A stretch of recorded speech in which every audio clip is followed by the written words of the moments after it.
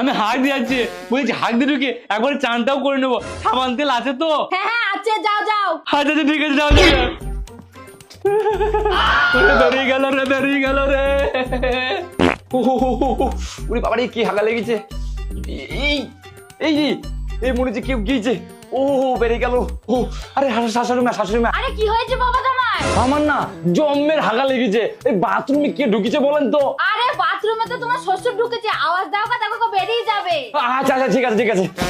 ও ও এই এই কিরকম আওয়াজ আসছে?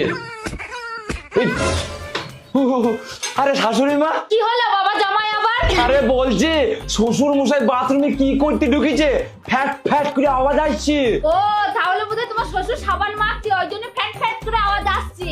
না না শাশুড়ি মা, ওটা সাবান মাখার আওয়াজ নয়, ওটা মুট্টু মারার আওয়াজ।